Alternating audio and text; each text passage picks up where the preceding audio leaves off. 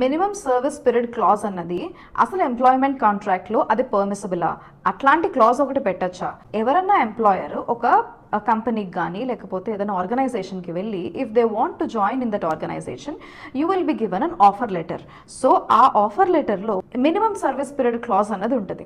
అంటే ఎంత period minimum ఆ కంపెనీలో వర్క్ చేయాలి అన్నది. సో జస్ట్ ఆ 2 years కానీ ఆ 3 years పీరియడ్లో కంప్లీట్గా సర్వ్ చేయకుండా ఇన్ బిట్వీన్ ఒకవేళ వేరే కంపెనీకి షిఫ్ట్ అయిపోయినా రిజైన్ చేసేసినా సరే, ఎప్పుడైతే క్లాజ్ అంటామో అంటే ఇట్స్ అ కాంట్రాక్ట్ అనుకుంటారు. సో ఆ కాంట్రాక్ట్ బ్రీచ్ చేస్తారు కాబట్టి ఇండెమినిటీ క్లాజ్ ప్రకారం ఎంత అమౌంట్ అయితే కంపెనీకి లాస్ ఉందో అంత అమౌంట్ కంపెనీ రికవర్ చేసుకుంది. నౌ ద క్వశ్చన్ ఈస్, అంటే అట్లాంటి రిస్ట్రిక్టివ్ క్లాజ్ అన్నది మినిమం సర్వీస్ పీరియడ్ క్లాజ్ ఇంకో కంపెనీకి వెళ్ళి వర్క్ చేయకూడదు అలాంటిది పెట్టచ్చా అంటే పెట్టచ్చు.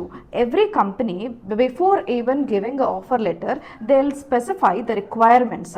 సో వన్స్ ఆ రిక్వైర్మెంట్స్ అన్నిటినీ ఒప్పుకుని ఆ కాంట్రాక్ట్లోకి ఎంటర్ అయితే గనక దాన్ని మీరు ఆ కాంట్రాక్ట్ని కంప్లై చేయకుండా దాన్ని బ్రీచ్ చేస్తే it is a breach of contract and it will not come under any protection as per section 27 of Contract Act. ఇదే విషయాన్ని ఈ జడ్జ్మెంట్లో స్పెసిఫై చేసి మినిమం సర్వీస్ పీరియడ్ క్లాజ్ అన్నది లీగల్ కాదు, అది ఇంపర్మిసిబుల్ కాదు. కంపెనీ క్లాజెస్ ప్రకారం ఏదైతే సర్వీస్ పీరియడ్ ఉందో ఆ సర్వీస్ పీరియడ్ని ఎంప్లాయీ ఎగ్జిట్ అయిపోవాలి అనుకుంటే కనుక అది సర్వ్ చేసి ఎగ్జిట్ అవ్వాలి, లేదంటే కనుక ఇండెమ్నిటీ అమౌంట్ ఏదైతే ఉందో ఆ ఇండెమ్నిటీ పే చేయాలి.